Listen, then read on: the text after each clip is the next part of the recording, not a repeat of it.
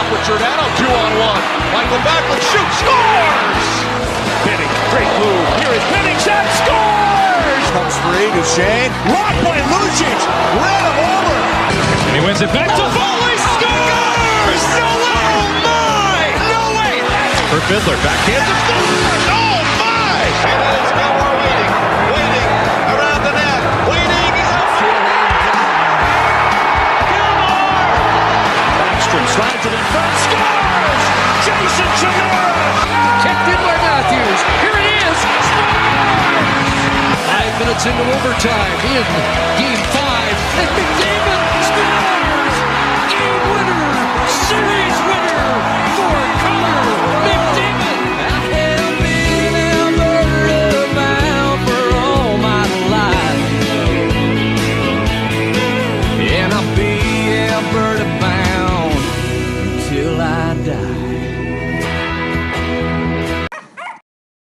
When you hire a contractor, you want things to go smooth. Smooth as a driveway poured by Pete's Concrete. You want a solid guarantee. Solid as a basement floor by Pete's Concrete. You want Pete. Pete's Concrete. For sidewalks, patios, your leaky basement, Pete lays his reputation down with every job, and he offers you finishes and colors you won't find anywhere else. You want someone who proudly puts their name on the work they do. Pete puts his name in concrete. Pete's Concrete.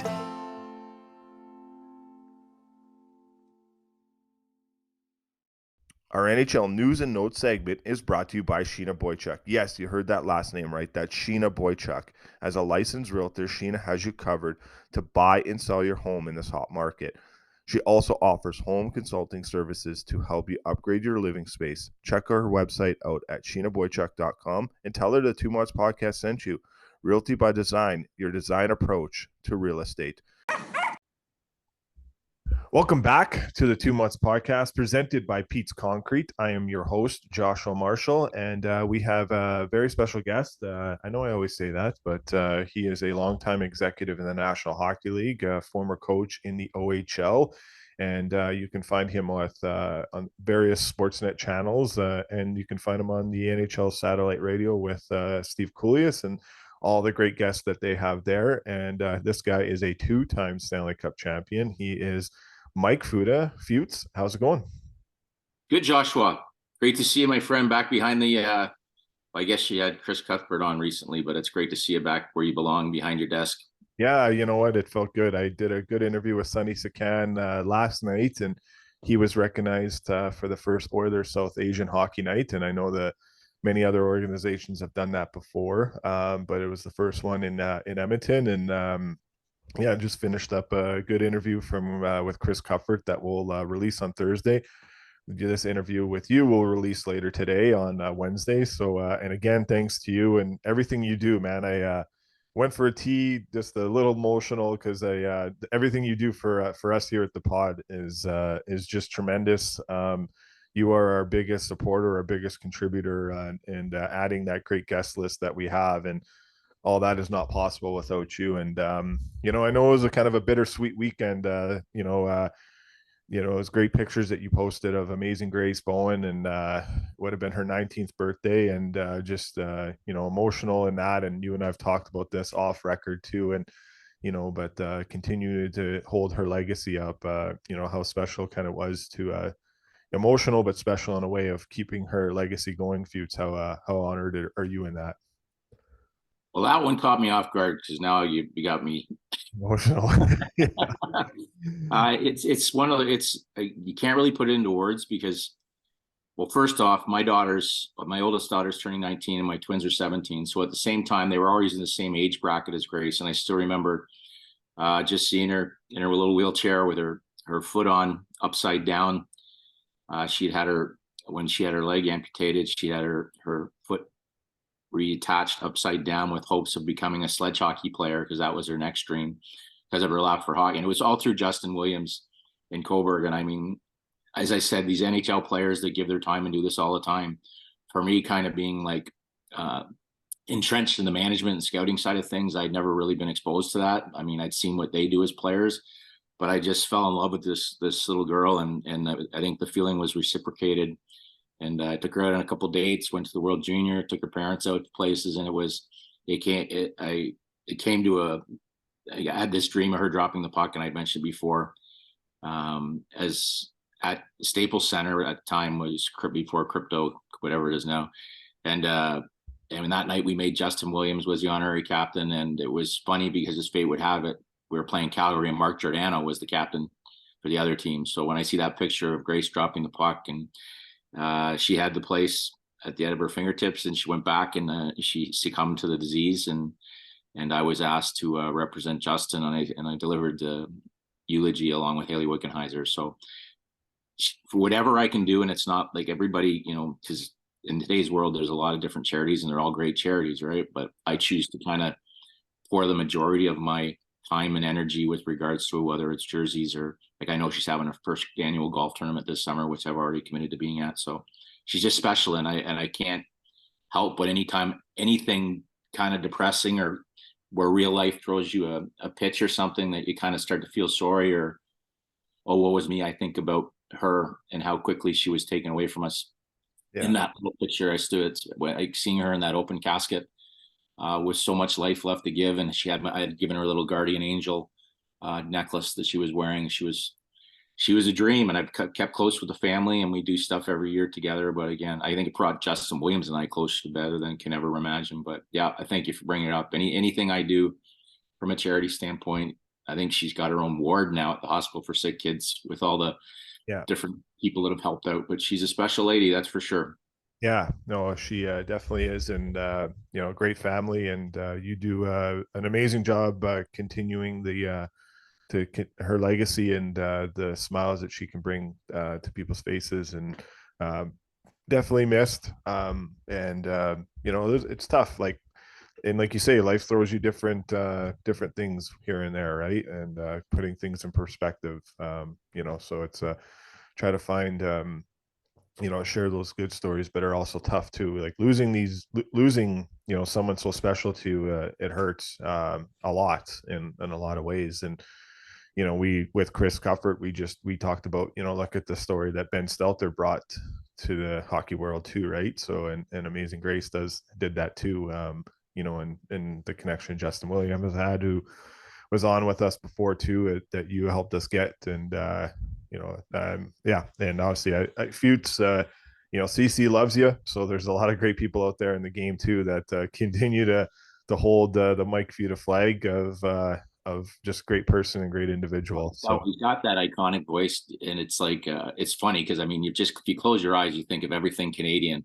That you call it, whether it's the Olympics or whether it's CFL or NHL. For me, it was like because our 2012 Cup run, he talked about this. Yeah. He was undefeated, right? Like it was almost like, and I was like, stupid me, it's like superstitious when you're not a player. Or, like, I mean, I was like doing different things on the treadmill that if I don't do this in the treadmill, we're not going to win tonight. It was like, oh yeah, okay. But anyways, that's just that superstitious side of you. And then every time I saw Chris Cuthbert, he was undefeated. And in fairness, we were on pretty good run there. We went up 3-0 in every series. So maybe the leverage that I would and the rose petals that I was throwing towards Chris, they kept all I know is we never lost a game when he was calling it. So he was my good luck charm from the media standpoint. He did touch on that story actually. So people will be able to hear that on Thursday. So yeah, obviously, transition over to the NHL here. Our NHL report sponsored by Sheena Boychuk Real Estate, a great realtor here in the Edmonton area. So, and Johnny Boychuk's that's his wife, and the career he's had, Johnny, and the Islanders are fighting. They're in the mix right now, and a tough hit last night that took a lot of these teams play each other again here before the season's out. So we'll see if we have another line brawl in a different way. We had one with the Islanders or with the Devils and the Rangers. Let's see if this transpires with the New York Islanders. Who knows? But they're in the fight. There's a lot of great playoff races right now. Which is the most intriguing to you that kind of stands out to you, to seeing like who gets in and who might not get in? Is it the Penguins? Because we kind of counted them out. They were like a 1.7% chance of making it not too long ago, and they're still in the fight. But where are you at with the playoff race? We need to put it like a 4-hour package together. There's so many intriguing stories. I mean, I wasn't too excited about there's a little bit more excitement now with the Eastern Conference, because for me, it was like a stationary bike race. It was like if I was excited, I'd be one of the teams that's going to get one of these teams in the first round, because you see some of these incredibly maniacal matchups that are going to happen in the Western Conference, and again in the top of the, in the Atlantic, and then you see certain of these teams that just can't seem to get out of their own way. Some of them that were sellers, I was down at the game against Pittsburgh the other night, and they're playing such a desperate brand of hockey, and to watch what Crosby's doing is absolutely asinine how incredible it is. But they just seemed, for me, they seem to be a little thin. Like the drop off after their stars, they just don't seem to have the depth. And it's a nice story with Nedeljkovic coming in and playing the way he has. But again, it's almost a little bit like the Edmonton story, which I hate bringing up because I love Jack Campbell, but the guy that you've invested all your money in isn't the guy carrying the mail right now at this time of year. And it's a tough thing. Like even Tristan Jarry just hasn't lived up to his contract status. And again, I just think it's hard to weigh all that when you don't have, like, I always go back to 2012 when we had to go on a heater, and we did it at a time, I think it would have been the last 10 or 12 games, but we went in playing our best hockey. We were just on such a roar, and we had Jonathan Quick as well, right? And we could play we were healthy, which is huge when you start to hear some of these names popping up that might be injured or in a Vegas situation, like you don't even know who's coming back and when they're coming back. The uncertainty that falls there with an Aiden Hill. We had all cylinders burning now. I look at the teams that are coming in now, and I just don't, there's still question marks in goal. The only team that seems to be having the same type of momentum is the Islanders, right? Because, and they've got Sorokin, who's capable of winning a game on his own as well. And they kind of can play a shutdown style, beach in the aisles, not too many superstars, but enough good guys that they might give you a headache in the playoffs if they find a way in. And then there's the Patrick Waugh factor. But you look on the other side, like some of these teams, it almost looks like they burn their, like we were talking about Nashville, and it's almost like after they got in and got secure, they got to take a deep breath at the incredible run they went on, and now it's like they're trying to find their game again. And like Vancouver, you got so used to playing incredible hockey, knowing you've got Demko stand on his head, and now you've got to play without him. So there's so many factors with some of these teams that and I know I'm all over the place. We just don't even know what roster you're getting come playoff time to analyze. And so they could, I was like, wow, look at that. Edmonton's going to play LA. Then it's like, wow, look at that. Vegas is going to play LA. There's so many different unseen circumstances. I guess the one that you only know, it looks like the Leafs in Florida. Yeah. But they're all good scenarios. They're fun. But yeah. I mean, certain teams should feel a little bit more heat than others. But as I said, it's the best time of year when you're a hockey fan and when you're a hockey player, as long as you're on the right side of the cut line. And it should be a lot of excitement for everybody. Yeah. So we're with Vegas, obviously a big game tonight here. We'll preview this game, Edmonton Oilers versus the Vegas Golden Knights. The last regular season game for Vegas on the road. Already reports that Stone's skating and he's done another test, and the playoffs are right around the corner, so maybe he's on the ice for game one of the Stanley Cup playoffs. Thomas Hertl just played the other night in Vancouver, played around 20 minutes, looked good, played power play, played penalty kill. That was a big ad for them. William Carrier's out, Petrangelo's out with illness, but they're going to get some of their bodies back. But if that's a matchup that the Oilers get and Vegas gets all their guys back, where are you at here with the Oilers versus the Golden Knights? Because this Evander Kane stuff is very intriguing to watch. And I know that some people are saying it's a part of the game and all that, but where there's smoke seems like there's fire. And everything I'm hearing on him, I don't know where you're hearing on him, Futes, but everything I'm hearing on him isn't that well pleasant. And, he's blowing my phone up, and not liking some of the things I have to say. But, I'm going with factual evidence here, and I have the receipts to prove it. But, he could be really good for them in the playoffs, or he could really be bad too. So. Well, it would be a real shame if when you look at how hard they had to come back as a unit to make it a playoff after that horrendous start, that if any kind of internal device was something of a downfall. Now, the one thing you talk about, what you can see, what you get with Evander Kane, is one thing is he's a unicorn, whether you like him or dislike him, what he brings to the table as a hockey player. Like, he's about as, I mean, when you talk about what's left of the gunslingers that can score, when you think of the Tom Wilsons, etc., there's not many of them. So a good version of Evander Kane, a happy version of Evander Kane, is somebody that can win a playoff game for you and physically help.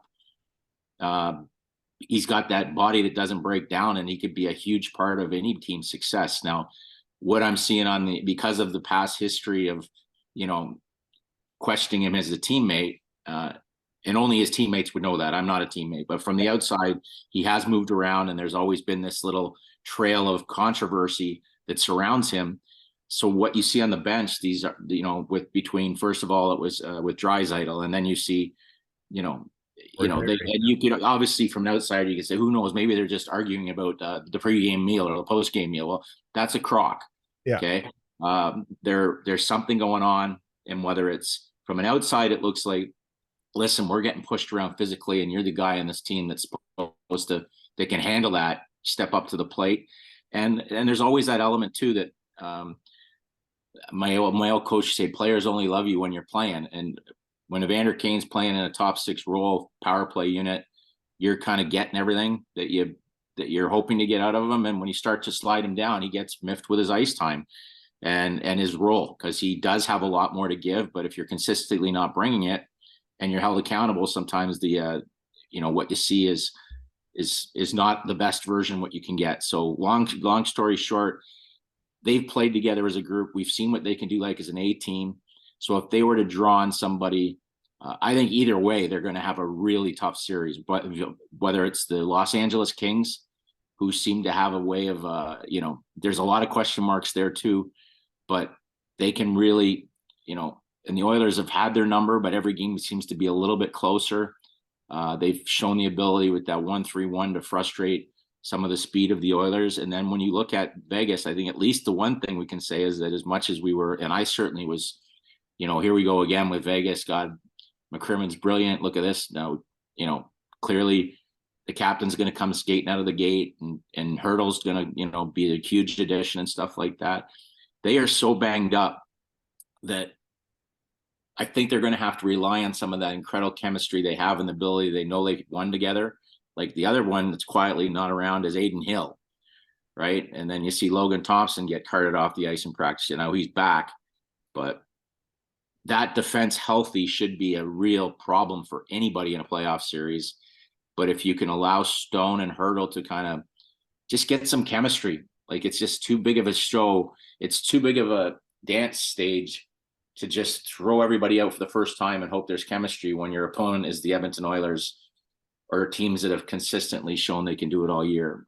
So there's lots of pressure everywhere. And you just to think and fathom that either the Edmonton Oilers or the Vegas Knights could be out in the first round just has a bad taste altogether. Yeah. Or even Colorado or Winnipeg, if those two. Very possible. Oh yeah, Colorado, Winnipeg. Like I've got my early pool, I had Colorado and Carolina Stanley Cup final, and they both, as much as I love both teams, they could both be gone in the first round. It looks like Carolina is probably going to get a softer touch, but there's no soft touch in the play. I mean, just a better matchup. I think soft touch is a tough one. There's teams that you really should not lose to in a 7-game series based on your larger picture in the regular season, but anything can happen in the playoffs, and there's always an injury or a play or some luck along the way that changes everything drastically. Yeah. What was your take on, when you were in the league there, looking at Matthias Ekholm and, watching him now, and, you've seen a lot of these great players in the National Hockey League. It almost seems like this Matthias Ekholm that the Oilers have now is like shades in a way of the Chris Pronger that was here when they went to the Cup final. Like what he's done on this back end and solidifying everyone in the right roles. Can you talk about, the intangibles that guy brings? I mean, it's a tip of the hat to the group. I mean, the pro scouts and the staff in Edmonton to identify somebody like that, to come in and be able to play that kind of throwback warrior style. Now, Chris Pronger, that's a little bit of Chris Pronger would have he's in a different echelon of, they don't make Chris Prongers anymore. And he'd be suspended 20 games a friggin' night just per shift, the way he played the game, which is why we all loved Chris Pronger. So no, but this is again, in today's National Hockey League, Ekholm is an invaluable piece. I still think if they could roll it back at Edmonton, completely, when you see what they have, I think they would, just like Toronto. I think everybody should have taken a little bit, and maybe they did. This is the other thing.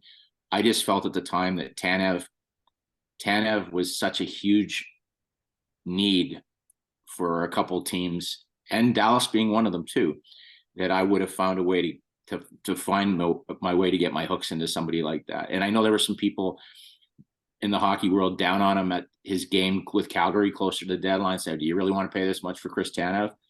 And yeah, you do. And I just think it's Edmonton, there's just a name, and I'm sure they were in on it. So it's not like this is something new to them, but I think they've left themselves an injury, or maybe just depth wise, still a little short on the back end for the kind of run that's necessary to win a playoff. Yeah. And that's the one thing when you look at the Vegas Golden Knights, like scratching Zach Whitehorse yeah. and the healthy one, that's depth. That's depth. And that's competition now, because you've got guys like Haig and him battling. You can't take any off nights, and it's incredible how they match up lefty righty as well. With, I guess, them and probably Carolina are the best depth, kind of Baskin Robbins, and then they're all a little bit different, all a little different flavor, all taste really good, but they play together. They match up really well, those two defense corps.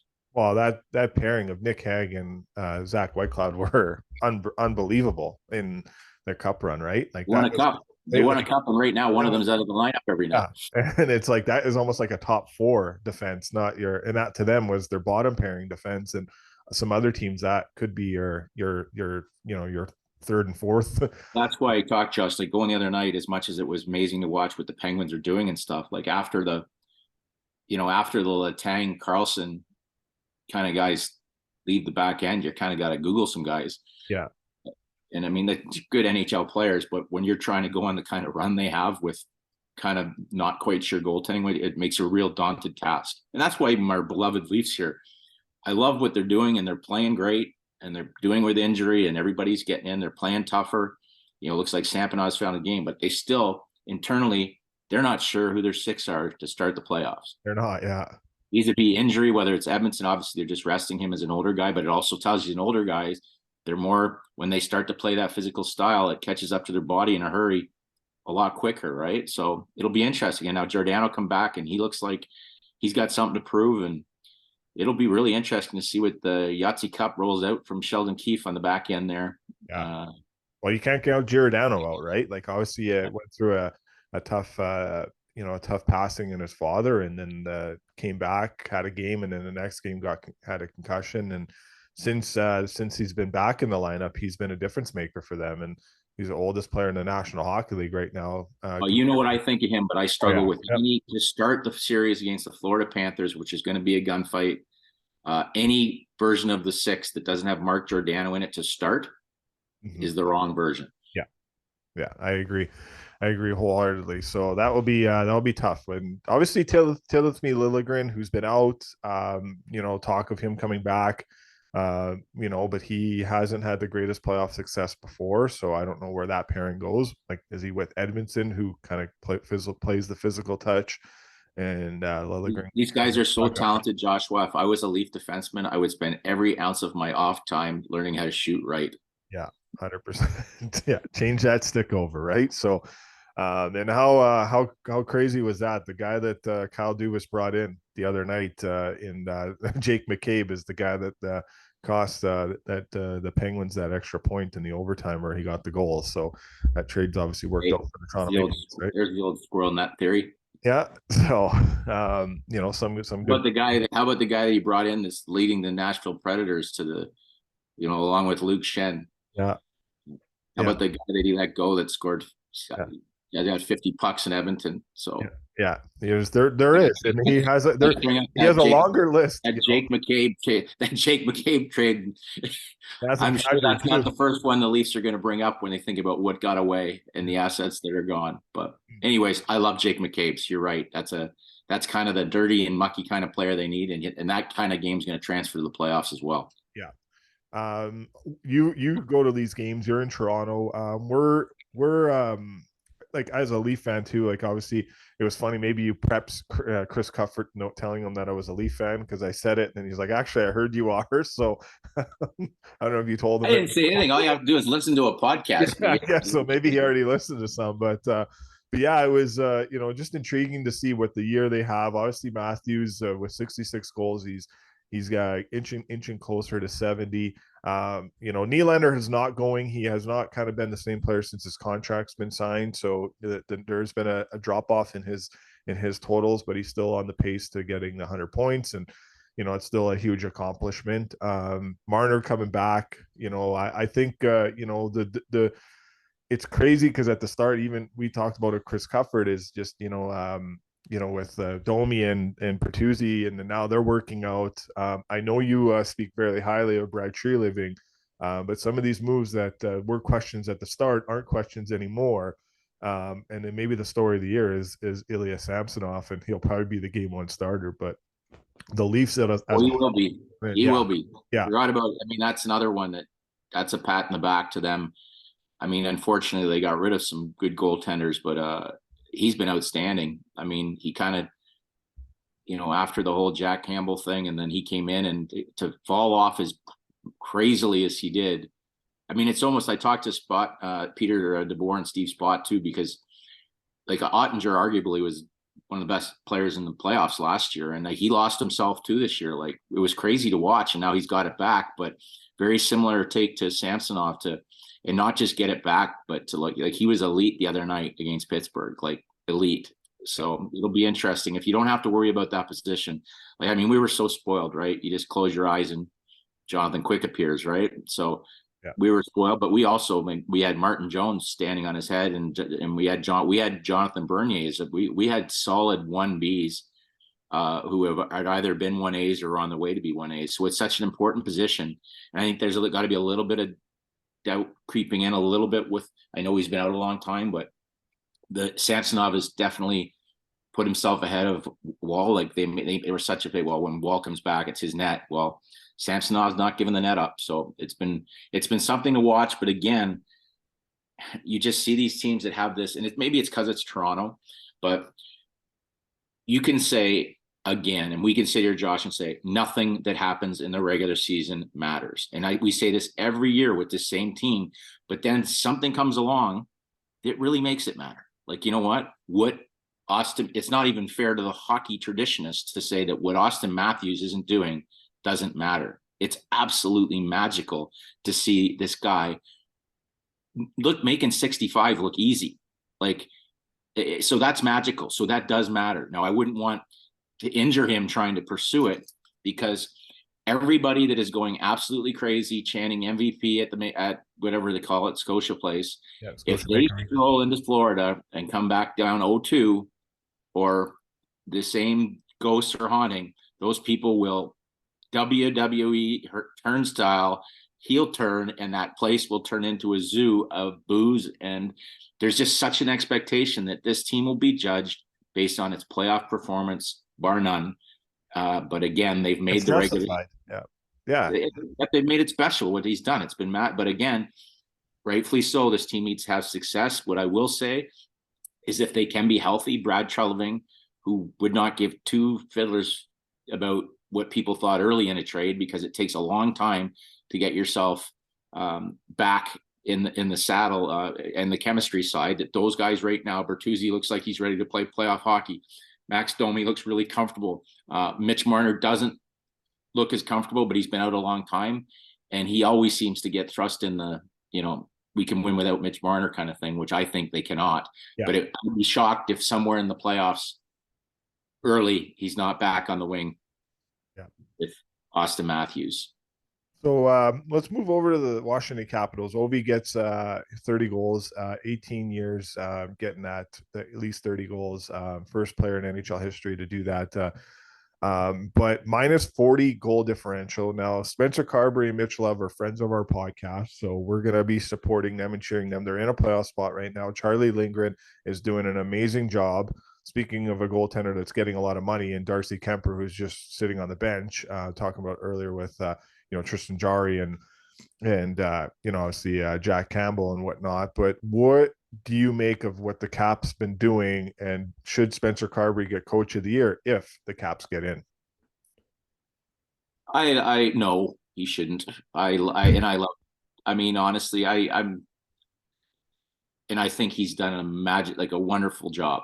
Okay, but I mean, that team right now is like, the nights they grind out wins, it's unbelievable how they're winning games. So yes, he should be given huge applause for the job they're doing, the fact they're in it. And then Ovi, just when you're that kind of scorer, you can't be caged for that long before doing the job he's done. But when I look at that roster, like when they lose, still, even in the midst of this, when they lose, they don't screw around. They take a rate slap in the chin. Yeah. They go out down by like 5 or 6 Cobb. It's not like they're and then they go in, but they're beating teams that they need to beat, which other teams just seem at this time of year, like that's the one thing the Leafs in the past haven't done down the stretch, is like when they get on a run and they go into a place like New Jersey that's banged up, and Hughes is out and this is out, and they go in and they still get their points, and they don't fall lower than the talent level that they're playing. It'll be really interesting down the stretch here with Washington. Their schedule, I think I saw they've got a couple games against teams they're up against. I think we're done with the Crosby. Ovechkin for the year head to head. Yeah, it's a great story, but again, it's not one I look at the teams. I look more because it's great that Washington kind of is a veteran team. You kind of think they were going to be in it anyways. I look more at like Philly, Detroit, teams that were, really kind of had us hoodwinked all year that they'd made that next step towards, across the ladder, and to see like Philly right now. And I know you said you want to talk about, like, I'm a huge Torts fan, but I think there's a lot of self-inflicted wounds in how Philly's got to where they've got to what they've become. And like to go into a place like Montreal when it's a must win and 9-3. Like 9-3. Is it safe to say the season was lost when Sean Couturier was a healthy scratch after 34 days? It didn't help. It didn't help, and we'll only know again because you don't know. And he's done such a magical job with this group, getting them playing. And you can tell guys, like when he starts talking about, that's why I laugh when they were like the Leafs once again, like we got to get Konechny at the deadline. Well, when Torts talks about Konechny, TK or whatever he calls him, you can see the glow in his eyes that he loves this guy, and that's the type of player he wants to build a team around. Now, what it just doesn't make any sense to me is, why would you name this guy captain if you had any doubts about what you were getting? So there had to be, and I don't know whether it was okay, and it's all speculation. It just doesn't make any sense that you make a veteran guy say this is the kind of guy that we want to, like his public comments on him where this is going to be our guy, and then to publicly basically just pilfer him with the healthy scratches and have it all almost like this is his fault. It was brutal. And then his referral, the one thing you can't get over the fact is, whatever, Carter hurt, self-inflicted wound, but like the goaltending's been just terrible, right? Erson is just, he's tired, right? So, well, he's exhausted, and it's not from again, as Torts would say, they're trying, but at this type of year, when you have a young team, you need somebody that you can just look back and the nights that we're exhausted, he's going to make that save. And now, they bring in the big Russian, and then he was flopping all over that his last loss. Like, just NHL goalies aren't supposed to bite on a stick handle move that much where you almost feel like you're sliding right out of the net. And whether he's going to be good or not, I hope they get to him and he turns out. But this type of game with this type of pressure, it takes a special type of player to come in and keep your team afloat. There's still games left, but that's one. Even last night, I was like, I got to watch Torts. I got to stay up and watch what Torts says after this one. And even it was like, he couldn't do it again. He couldn't say that we embarrassed the Flyer jersey and, all the stuff that he's been saying constantly. That's embarrassment. And these guys, is not whether they can't, some of them just will never be able to do it. And those kind of comments that have to just eat and wear at you. He just basically came out and said, we were good early, and then it snowballed and the wheels fell off. And then he didn't rip on anybody other than a little bit himself, but he had to be just shaking his head going, where did this thing go? How do we go from this team that has consistently all year put themselves in a playoff position? He didn't want to acknowledge it, but they kept doing it. Every time you thought they'd fall off, they'd win a few and put themselves right back in that spot. And now you're looking at, they're looking up at Pittsburgh, Washington, Detroit, who's another team that you just never know on a nightly basis what you're going to get. Yeah. But it'll be an interesting off season, because there's certain things that you can't just solve, right? No. This captain isn't a UFA, right? He's got term and a lot of money, and it's just not a comfortable feeling watching what's going down there. But kudos on the season they've had, but this is one you almost wish that you were picking you had a great pick coming up and you're feeling great about the draft. There's just nothing but a sour taste when you think about what's going on in Philly right now because of how much they've accomplished. And now looks like they're going to be on the wrong side of the cut line, not have that high pick. There's just so many things that are going to make you as a manager, coach, player, lose sleep when it comes to an end. It's unfortunate. Yeah. And you hope, like, they're a good market. They drive a lot of money in the NHL, the Philadelphia Flyers, and we'll see what the Caps can do too. But we had all these teams out, so at least we're getting some races here. We'll see if Detroit gets in. Obviously, Steve. I love to see the Red Wings. It's just that same. You talk about it, like there's something iconic about if it's a team that's not, Pittsburgh's been there, done that. Everybody's pulling for Sidney Crosby, but like Detroit and Philly, those are like iconic teams that it's almost like you miss them. Yeah. You didn't miss them when the Red Wings were winning every year, but it's almost like, come on, we need these guys back in. This is hockey town. And again, it's unfortunate. I mean, you hold on to Patrick Kane, you clearly feel that you got a shot at this thing. Yep. Right. And it just hasn't kind of worked out the way they'd hoped. So hopefully what I'd just like to see in the next 4 games out of these teams, that somebody run into those 2 spots. Please don't just all 4 of you moonwalk in. Yeah. And who's the last team? Fight in. Get, win them outright. And let the math fall where it is, but not just have a bunch of teams finish 1 and 3, and then you got to calculate who has the best regulation wins or something like. Yeah, we don't want to see that at all. Matt Rempe, you got to meet him in Toronto. You're smiling as soon as I say the name. Can you talk about your interaction with him and what you think of what he's done so far in his early parts of his NHL career, and what that whole fiasco was too? Because Curtis McDermott is a guy you know very well too. So, and how it's become. I love that aspect of the game. I love the talk of. I mean, I love the fact that they're taking headshots out of the game and the hits from behind, but the fighting part of it, especially because all these guys would, at least for the most part, like Ryan Reeves is playing good hockey now. These guys have to be able to play, right? And it was funny because I was down with Jonathan Quick, standing outside the dressing room with Kenny Reed, and I wanted to meet him. I mean, obviously, and he came out, and it was like. Laviolette was walking him out, and I just asked quick. He called him over, and he's just massive for one thing. Like that guy, Curtis McDermott, is a big man. Like Curtis, when he takes a shirt, looks like a pro wrestler. I used to watch Curtis McDermott rollerblading down the Manhattan Beach Strand, and it looked like an old, like if anybody walked out with a dog or anything, it would look like a scene from The Naked Gun. There would be just people flying everywhere because he had his headset on, and it was like this machine coming down the Strand. So when you picture this guy, the best scenario, I felt like Paulie, a skinnier version of Paulie, Paul Heyman. Oh, Paul Heyman. Paul Heyman walking his guy out to the room. You're staring this guy right in the sternum. Yeah. Like he's just massive. And plus he's got that showered hair down over, and he's got 2 massive shiners. So he does look like the Undertaker, but he was friendly. He just, yes, sir, no, sir. I'm great to meet you, sir. And then he put his hand around you and you can feel your whole body kind of drop when he comes down. So it's amazing what he's doing. And I mean, I think he felt a little embarrassed.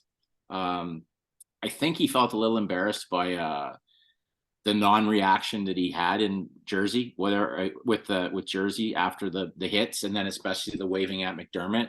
I think he took it to heart and he put himself right back up there. Like Curtis was not afraid to say, no, that's the kind of that you have the respect for. Now, it'll be, as you said, at some point, I personally think the guys that said that Jersey Ranger game didn't matter, it really mattered, right? It brought the Rangers together. I mean, I didn't think all of them were going. Those guys they were all battling for each other. Yeah. Right. Now you look at, I don't know what you can do now. You mentioned the island, the Pelech hit. I mean, it's getting late in the season that the last thing you need to find out is Jacob Trouba broke a knuckle, as the fourth fight at the same stoppage of play, trying to get momentum on a Pelech hit on Zibanejad. You got to be smart about this, but I do think it's good for the game, and I think it's good for these teams. You can't tell me when you watch the Toronto bench when Reeves has been going lately, they're in heaven.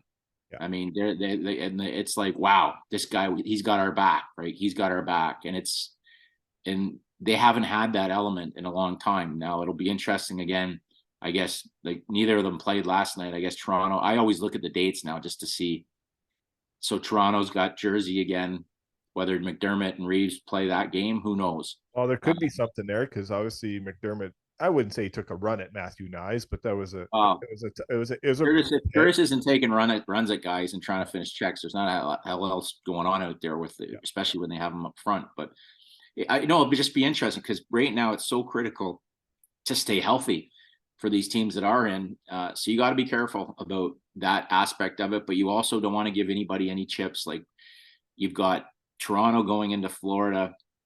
And I know when Florida came in a week ago or whatever, Paul Maurice went out of his way to say, nobody's going to remember what happened tonight 2 weeks from now, that's why I guess you get 865 wins because that's crap. Yeah. That's like saying, okay, when Toronto goes into Florida, with 3 games or 2 games late in the regular season, and that it's not going to matter to them what happens in that game, knowing that's your first round opponent. Every ounce of momentum that you can gain is a critical inch, yard, whatever. So that's going to go into that. That's going to go into a game like that. Yeah. So it'll be exciting seeing those matchups down the stretch. And again, it just comes back to, I forgot I bring up the Oilers and whoever their opponent is. I come up to I don't include Vancouver because it's been magical, but they've been magical. That's why for me, when you bring up your Spencer and stuff like that, I go, Rick Tocchet just took this team from like they're not even a playoff team to potential, winning the banner for best in the league. So that to me separates yourself from a coach of the year standpoint. But I also wouldn't be surprised if they struggled in the playoffs because they just haven't been there yet. Yeah. Because they haven't been there yet. Whereas, I mean, you look at whoever the Leafs get, there's going to be a team that's expecting to win the Stanley Cup that's out in the first round. That's where I look at it and go, wow. And that's going to be the same case whoever Edmonton gets, because Los Angeles claimed themselves Vegas is this defending champ, and LA claimed they are right from the beginning. Luke Robitaille said, this is a team we're one of few teams ready to compete for the Stanley Cup. And they're a great team. So they should be in that mix. And then you brought it up, what Winnipeg's done. And again, there would be another coach of the year candidate in my case, because of what Bonus and even when he's been away, the way the teams produce, those guys have kind of separated them from teams that it would have been hard to say quietly. They were probably saying, we really got to make the playoffs. And now they're like, wow, we're Stanley Cup contenders, right? So Colorado and Winnipeg in the first round, one of those teams going home after the year they've had, man, there's going to be some nail biting over the next little bit. There will be for sure. It's just, I like it. I like the races. We got something here to look forward to in these last 2 weeks, and it's going to be a lot of fun. Getting old, Joshua. The only thing's killing me is these friggin', and maybe it's this healthy lifestyle I'm trying to encourage. These late night games are absolutely killing me. I used to love knowing when I fell asleep on the West Coast in Los Angeles, there was nothing left that was going to intrigue me to put my television on to watch. Yeah. And now it's like, 10:30.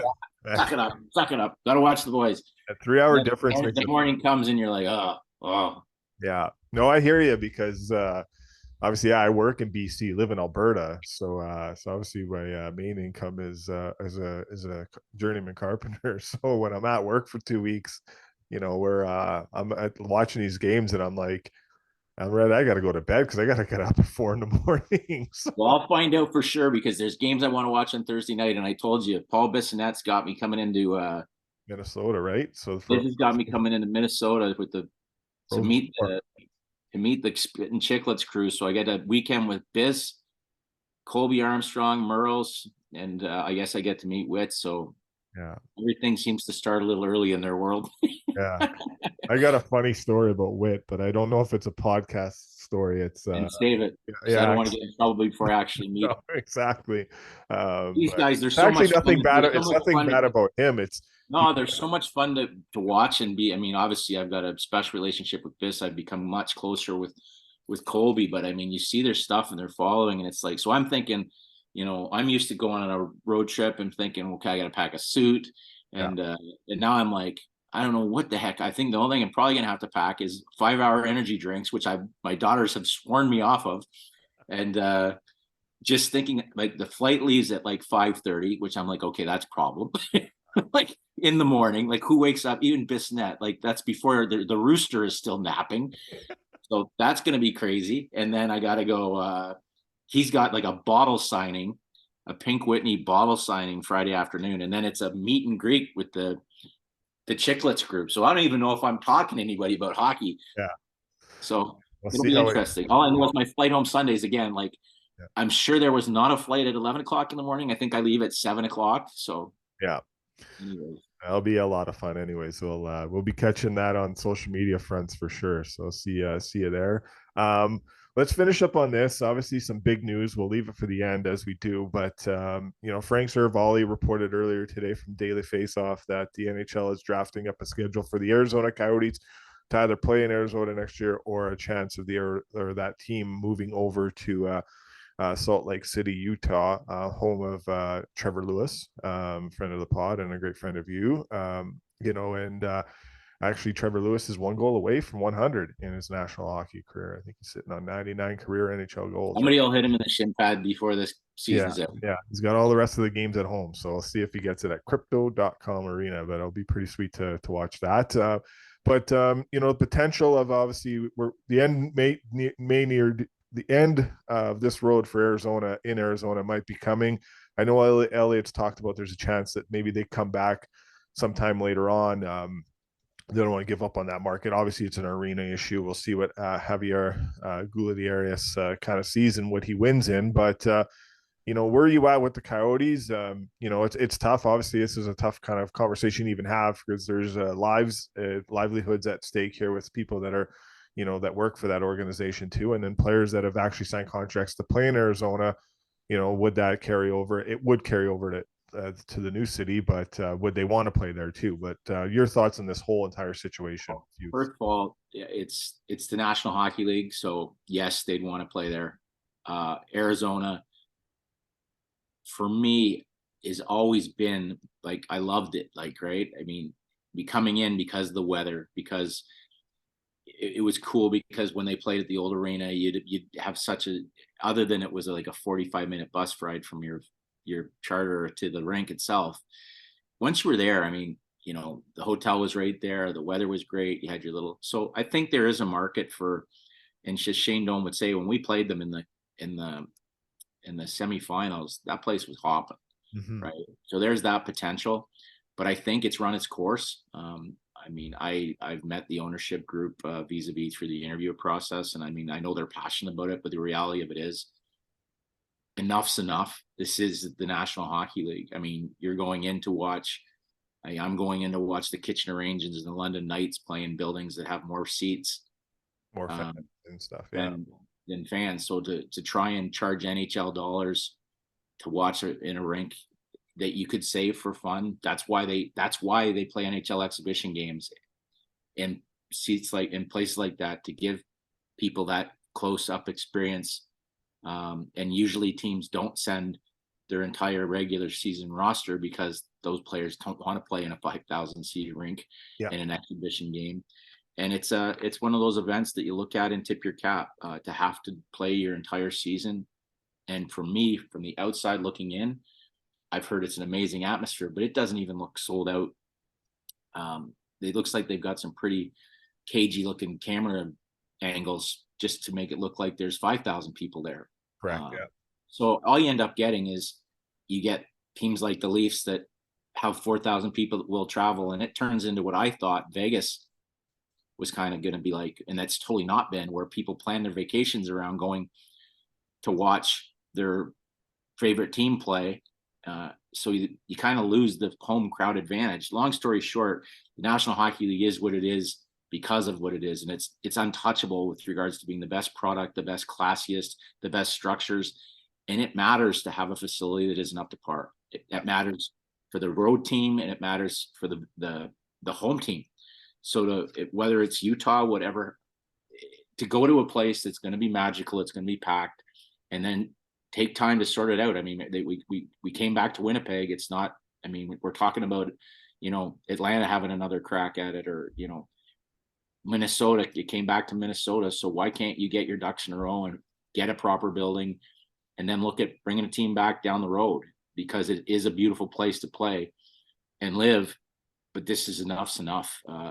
You can't go through another year playing in front of 5,000 people, or not in that kind of facility, in my opinion, especially when there is an incredible option available with all the bells and whistles that you need to have a successful organization. And I'm sure players would be absolutely wide open to that. Again, even if you're a free agent, I'd have to struggle thinking that a free agent isn't outweighing the weather and the lifestyle in Arizona as opposed to going there to win, right? Because it's such a beautiful climate and stuff like that. And it is a fun place to live and raise a family. I do think you mentioned people losing their jobs. I think that Bill Armstrong has done a good enough job that I would hope that he gets an opportunity, if it does move, to continue on the momentum that, I mean, they've got like 1,000 picks in the next few rounds. I mean, I think that I would hope it's not just, hey, the new owner's go, and that's part of the business. Sometimes the new owner has a new hockey operations staff that but I would think in this case that Bill has done enough to deserve if it moves. And I think he signed a very long contract too. So to give him a chance in a new surrounding, to continue working on the positive steps that he's already made with the organization. Yeah, we'll keep an eye on it, and I think Elliot said this morning on the Jeff Merrick show that we might have a resolution to this before we really even thought it was. So it's not really shocking, because obviously, well, if Elliot's saying that, you know what that means. Yeah. So something's probably happening. Not new, because when we knew Atlanta was moving to Winnipeg, there's 2 schedules drafted up for those. The only thing that is a little bit new, and I've heard this and probably way too much time in my hand, it's amazing how much pride the league, between Gary Bettman and Bill Daly, they keep this stuff internal, right? Like, you just never know. Like, they know, but it's such a huge thing. You never know who's interviewing. Like the Ottawa thing, there's so much secrecy about who the next guy is going to be. And for this to be almost a little bit cart ahead of the horse, like talking about renaming the team and stuff. And this guy seems to be a little bit, I remember when Balsami or whatever his name, that sounds like a vinaigrette dressing, but the guy that the guy that was doing it, and Blackberry, he intended on moving the team to Hamilton without telling the league, and he got squashed like a grape before he could even get out of the gate, because the league doesn't do anything. It's like, even when Ottawa, the new owner, who's been awesome, he kind of got a little bit of his nose out of joint when they lost that pick right out of the gate, about not knowing about that.